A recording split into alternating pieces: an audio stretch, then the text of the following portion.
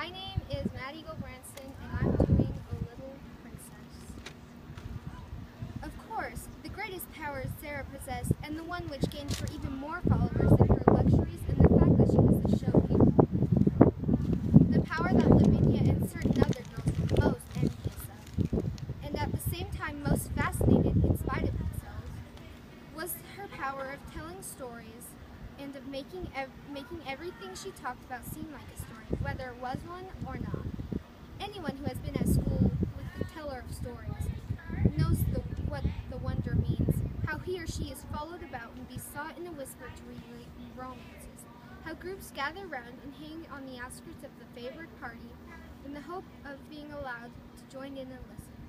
Sarah not only could tell stories, but she adored telling. When she sat or stood in the midst of a circle and began to invent wonderful things, her green eyes grew big and shiny, her cheeks flushed, and without even knowing that she was doing it, she began to act and made what she told lovely or alarming by the raising or dropping of her voice, the bend and sway of her slim body, and the dramatic movement of her hands. She forgot that she was talking to listening children.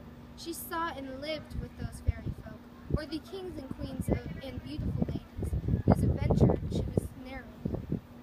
Sometimes, when she had finished her story, she was quite out of breath with excitement, and would lay her hand on her thin little, quick rising chest, and half laugh as if at herself.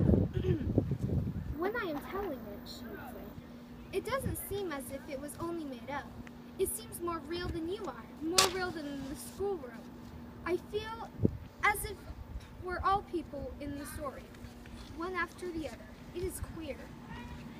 She had been at Miss Minchin's school about 2 years when, one foggy winter's afternoon, as she was getting out of her carriage, comfortably wrapped up in her warmest velvets and furs, and looking very much grander than she knew, she caught sight, as she crossed the pavement, of a dingy little figure standing on the area steps and stretching its neck so that its wide-open eyes might peer at her through the railings. Something in the eagerness and timidity of the smudgy face made her look at it, and when she looked she smiled because it was her way to smile at people.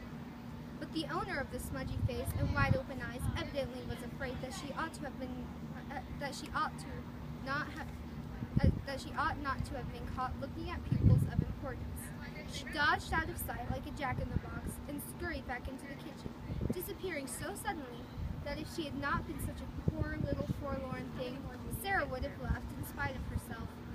That very evening, as Sarah was sitting in the midst of a group of listeners in a corner of a classroom telling one of her stories, the very same figures timidly entered the room, carrying a coal box much too heavy for her, and knelt upon the hearth rug to replenish the fire and sweep up the ashes. She was cleaner than she had been when she peeped through the area railing, but she looked just as frightened. She was evidently afraid to look at the children or seem to be listening. She put on pieces of coal cautiously with her fingers so that she might make no disturbing noise, and she swept about the fire irons very softly. But Sarah saw in 2 minutes that she was deeply interested in what was going on, and that she was doing her work slowly in the hopes of catching a word here and there. After realizing this, she raised her voice and spoke more clearly. The mermaids swam softly about in the crystal green water, and dragged after them a fishing net woven of deep-sea pearls, she said. The princess sat on the white rock and watched them. It was a wonderful story about a princess who was loved by a prince merman and went to live with him in shining caves under the sea. The small dredge before the grate swept the hearth once, and then swept it again. Having done it twice, she did it 3 times. And as she was doing it her 3rd time, the sound of the story so lured her to listen that she fell under the spell and actually forgot that she had no right to listen at all, and also forgot everything else. She sat down upon her heels as she knelt on the hearth rug, and the brush hung idly in her fingers. The voice of the storyteller went on and drew her with it into winding grottos under the sea, glowing with soft, clear blue light, and paved with pure golden sands. Strange sea flowers and grasses waved about her, and far away faint singing and music echoed. The hearth brush fell from the work-roughened hand, and Lavinia Herbert looked around. "The girl has been listening," she said. The culprit snatched up her brush and scrambled to her feet. She caught at the coal box and simply scuttled out of the room like a frightened rabbit. Sarah felt rather hot to her. "I knew she was listening," she said. "Why shouldn't she?" Lavinia tossed her head with great elegance. "Well," she remarked, "I do not know whether your mamma would like to tell you stories to servant girls, but I know my mamma would like me to do it." "My mamma," said Sarah, looking on. "I don't believe she would mind in the least. She knows that stories belong to everybody." "I thought," reported Lavinia with severe wrinkle.